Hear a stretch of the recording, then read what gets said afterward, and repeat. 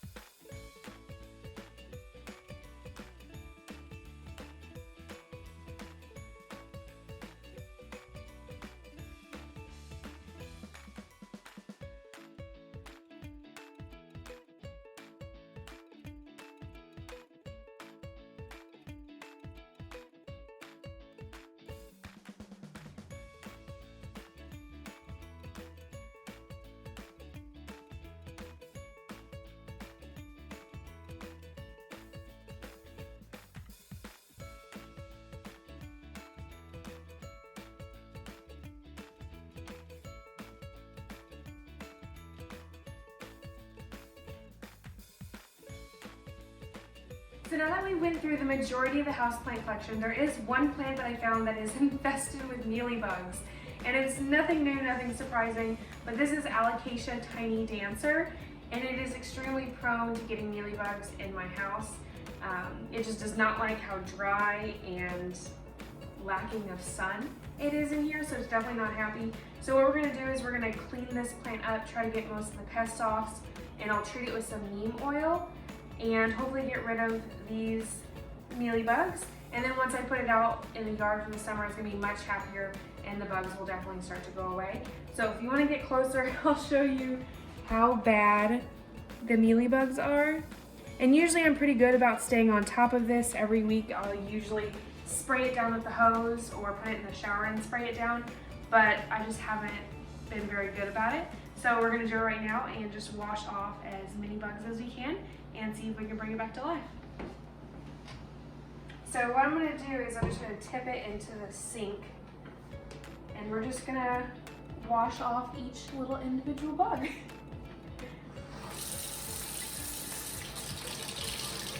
And with this plant, it's really difficult because it has really tight crevices in the leaves. So you can kind of see like here, they kind of cup, and that's where the bugs like to hang out.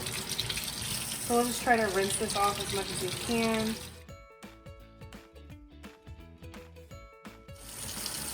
You can see this one's actually on the crawl. I've never seen him move that fast before. He's gonna get a rude awakening. And then this little floppy yellow leaf, we're just gonna rip it right off. And it's best to always make sure you get it as much of the leaf off as possible because they like to hide inside of this like little sheath area.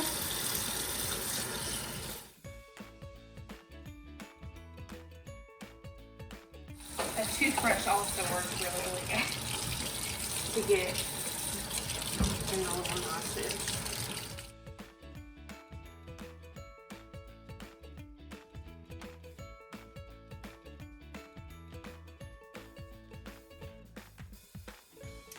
So now what we'll do is we'll wait for it to dry, all of the leaves, and then I'll take it outside and just spray it down with neem oil. And I just mix it in a spray bottle and use a very, very small amount and just cover the plant until the neem oil liquid is dripping off of it.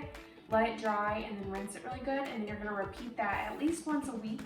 And that's just gonna prevent more mealybugs from attacking your plants. And hopefully it'll start to get a lot healthier, but you can see it does have new leaves on it. So I'm not usually super worried because it does bounce back pretty quickly and it still pushes out a lot of new growth even though it does have mealybugs, but it definitely slows it down quite a bit. So that's the one plant that I had bugs on, and then we're gonna go ahead and start fertilizing. So whenever I fertilize, I usually try to avoid fertilizing in the winter time because I tend to also overwater during the winter, so adding fertilizer to an overwatering situation just can be a nightmare.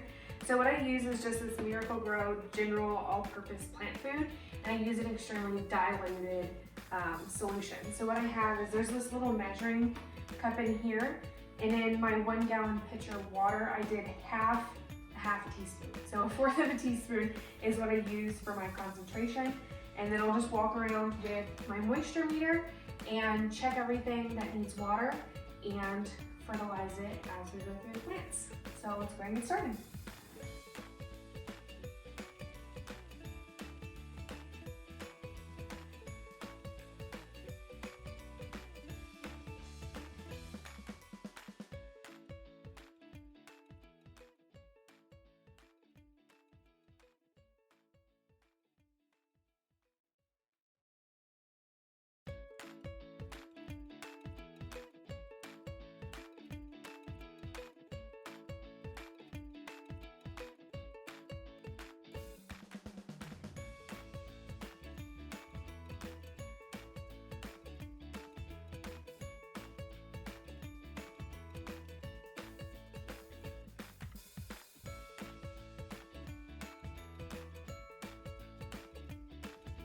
So that'll be all for the fertilizing.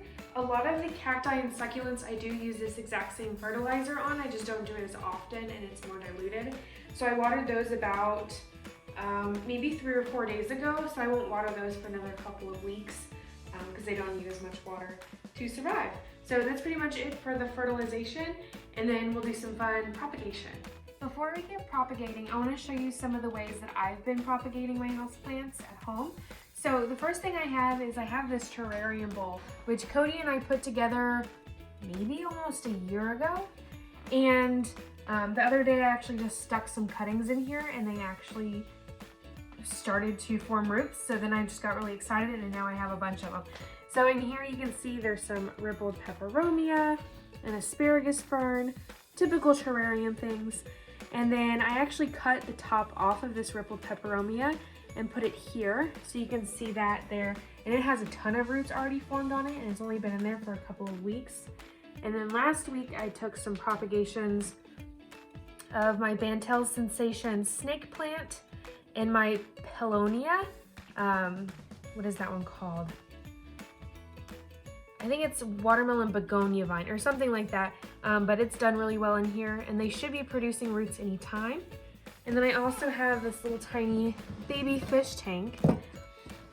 And in here we have all kinds of stuff. So if you look from the top, you can see there's jade plant, there's the helicopter plant, which I'm absolutely obsessed with, parallel peperomia, some different sedums, jade necklace, fantastic plant, peperomia hope, let's see, euphorbia, which I really like, as well as Hoya Weddii, and I think this is like Taco Peperomia.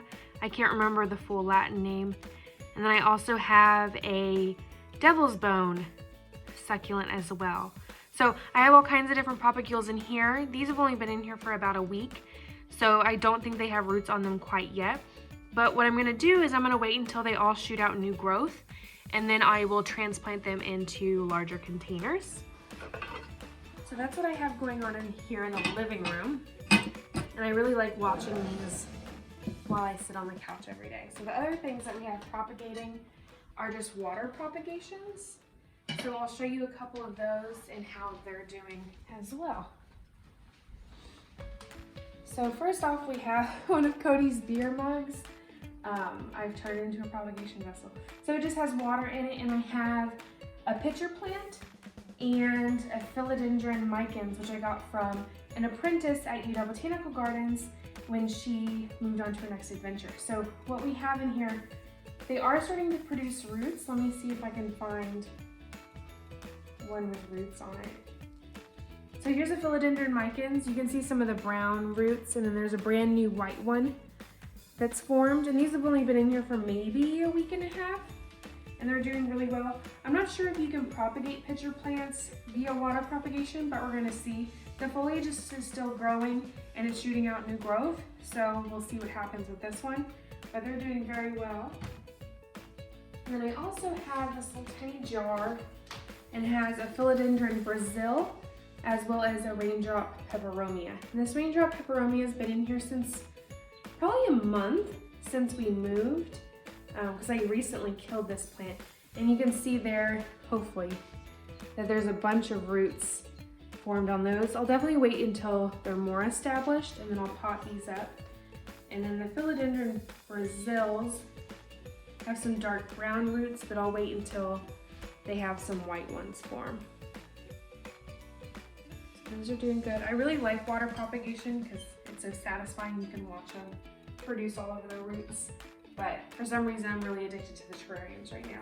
I have some more water propagations right over here. And this little thing, I think I got this little carrier at Ross, and I absolutely love it. So we have another philodendron Brazil. You can see there's lots of roots in there. We have Cebu Blue Epiprimum, which is stuck to everything. Let me see. I can get it untangled so I can show you the roots. So hopefully in there you can kind of see, well, actually on this back side down there, there's some white roots forming on the Epiprimum Cebu Blue. And I also have a Scindapsus in here as well. They're all intertwined together. And let's see, the Scindapsus hasn't started to produce roots yet, but the leaf looks really good. So that might just take a little longer than I had anticipated. And then the last thing I have in here is this variegated Hoya. You can see it has roots. Let me see. Put that one down. So I don't think the Hoya has roots on it, but this Epiprimum does. So here's the Hoya. There's nothing happening on it yet. I'm waiting for this node to shoot out roots right here. And I don't see anything, but the foliage looks really good, so we'll just wait and see. But this Scindapsus plant has really good roots starting, nice and healthy, and there's a little tiny baby one there as well. Hopefully you can see that. So I'll wait on these and see what kind of roots I get, and it's also shooting out a bunch of new growth, which is awesome. This is a really easy plant to propagate. So let me see if I can put this back in the jar without breaking the roots off. So I really like this little vessel. It's a lot of fun. So today I'm going to be making more of those, like the first two that I showed you, so the terrarium type. So I have these bowls here that I'm going to fill with just a plain Jane Miracle-Gro potting soil, not the moisture holding one that comes in a blue bag, but just the general all-purpose that comes in a yellow bag. So I'm going to fill it up maybe to here, and I'll show you guys. And then I'm also gonna try this one. I don't think I'll be able to fit a whole lot of cuttings in it, but I'm thinking maybe some really small plants like the jade necklace or really small sedums might be really fun in here. And then if I really like them in here, it'd be cool to have sedums growing out of the top, which I think would be really cool. So that's what we're gonna be doing today, and then I'll take you outside and show you how I'm gonna do it.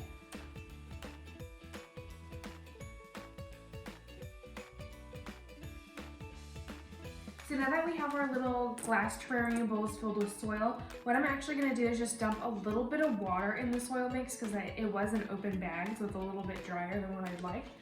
So I'm just going to dump some water in there. Not a whole lot, because then once I put a lid on it, it'll be kind of self-watering and self-sustaining, and I won't have to do much or worry much about it at all. So I'm just going to put a little bit in there. So then once the lid's on top, I'll probably just go to Walmart or something and get a little glass plate and put on the top. And with that, it'll be like its own little greenhouse, and I won't have to worry about whether or not I water it. So we'll do that. carefully, not make a mess. And then what we're gonna do is I have all kinds of different things that I cut, and I'll show you each of them and how I'm gonna put them in these bowls. So we'll start off with some of the bigger stuff because I kind of got overly excited and probably cut too many things. So the first one I have is this neon pothos, which is really pretty. It's been growing really, really well for me, so I figured I would try and propagate it in a terrarium bowl. So what I'm gonna do, let's see, because this is kind of big. I might just shove the whole thing in there. So I'm gonna have to get another bowl to put on top of it. But I'm just gonna press it down in there, like that. Yeah, and then I might get like a dome to put on top so that I can keep these. Or actually, we could probably, where are my little pruners at? I'll just cut off these big leaves because they're kind of unnecessary. Yeah, there, and then it fits in the bowl that I want it to be in. So we'll do that and just cover up all of the little nodes, and those should produce roots in no time. So I have one more, which is actually kind of tall. So I'm gonna water propagate this one, and I'll stick it in a little jar later. So we'll skip that one. So that's neon pothos. And then I also caught some of this variegated Hoya. So I'm gonna try and propagate it in this bowl as well. And for these, I'm gonna cut off some of these lower leaves because I'm pretty sure the roots should come out of this node area. So I wanna make sure there's nothing that's gonna rot there. And I'm actually gonna cut off this bigger leaf as well, just so it has enough energy, but not too many leaves to take care of. And I'll just plop it into the soil, making sure that node is in the soil. Just like that. And I think I have enough to do one or two, maybe just one more. Yeah. So like this one, I'll cut off this big leaf. Like that. And then plop this one in the soil also.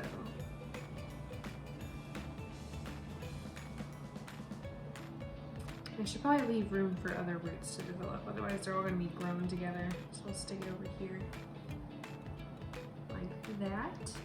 Let's see, what else do we have? So we're done with those scraps.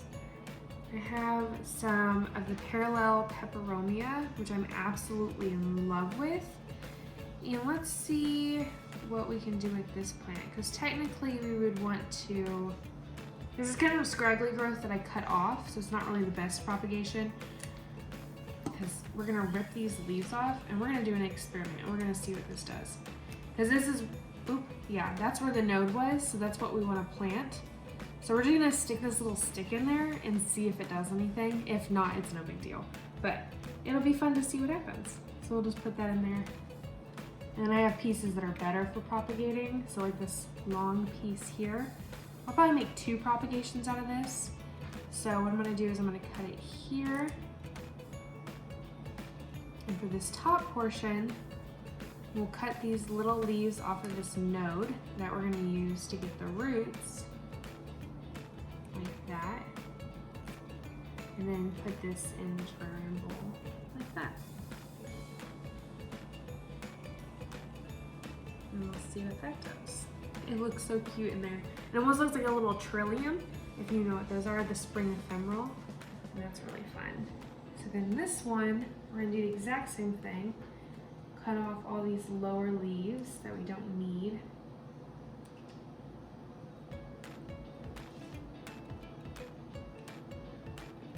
And then plop it in here.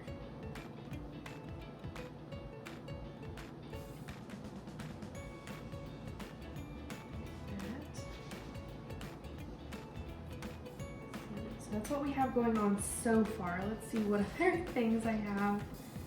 Oh, I have this little sedum leaf. I can't remember which one it is. Maybe like Doris Taylor might be the cultivar. But we're just gonna put this in here too. These are really fun because where the leaf was connected to the stem, that's where a new baby plant will pop out, and it's absolutely adorable. And once the baby plant is established, this main leaf that you use to propagate it will die off, and you won't even be able to tell. So we'll just put that in there. And you don't really have to put these like down in the soil. As long as it has soil contact on that tip that you took off, it'll be fine. And then let's do a couple. I got some more of these Peperomia hopes, and it's been extremely vigorous as well. So we're gonna do the same thing. I think cut off these bottom leaves where the node is, leaving those little tiny leaves at the top, and put it in there like that.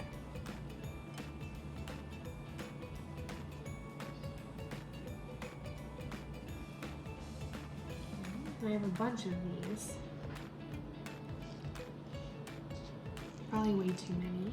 We'll do this one. It's nice and short, so it won't be too tall for the terrarium.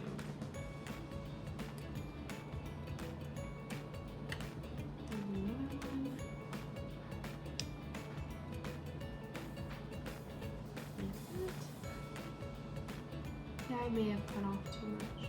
That's okay. I'm gonna cut off the top of this one, and then these bottom leaves here.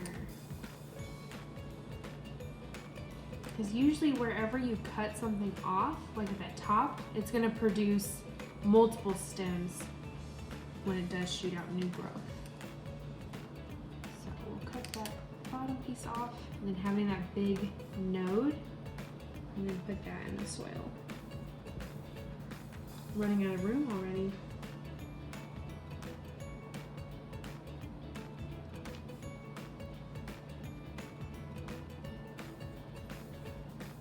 So that might be good enough for this little bowl. So you can see we have a little bit of everything. We have the neon pothos, parallel peperomia, variegated Hoya, peperomia hope, and all kinds of stuff. So then once I get a little lid, I'll just put it on the top, very similar to the big terrarium bowl that Cody and I made in the living room.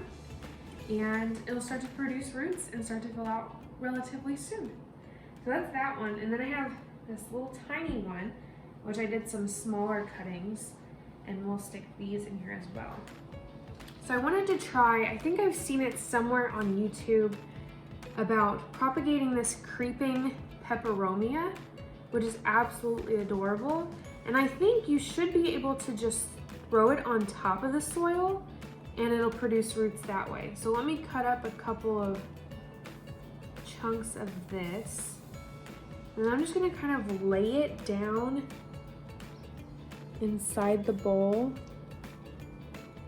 like that. So hopefully you can see that little piece down in there.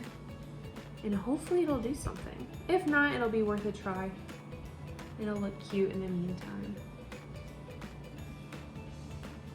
So we'll do that.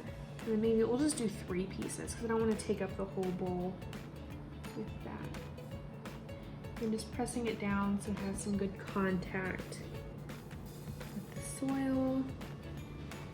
And we'll see what that does. And then the other 2 things I have some more of this Crassula jade necklace that I'm absolutely obsessed with. So I'm gonna propagate some more of this, and you can kind of just pinch off these little leaves like that. So we'll just pinch off these.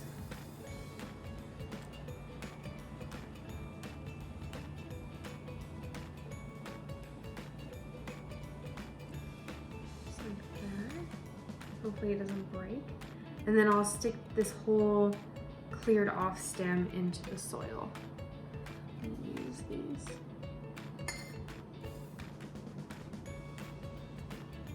My chair is too short.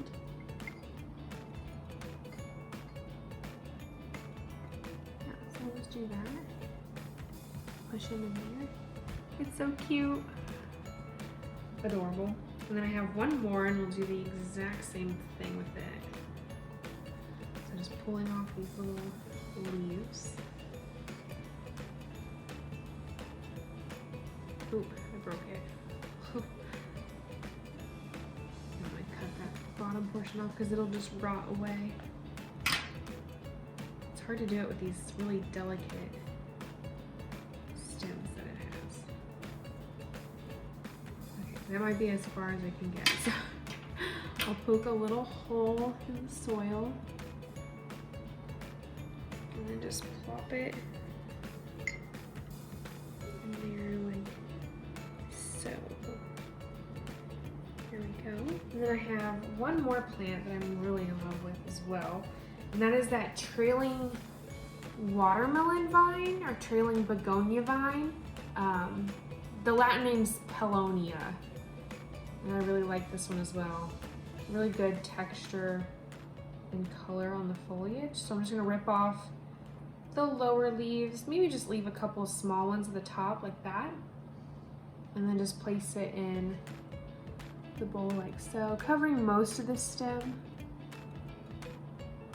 Like that. And then I have a couple of more, and I'll do the exact same thing with it. Maybe make them a little bit shorter.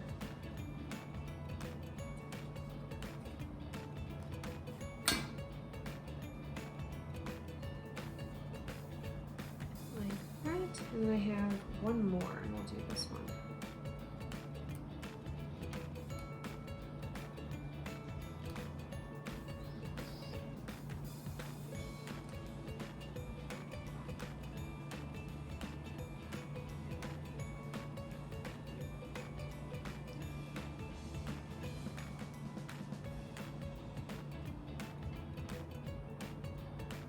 Alrighty, so that's the final one for in there. So again, we have that creeping peperomia, the jade necklace crassula, and then the trailing watermelon vine.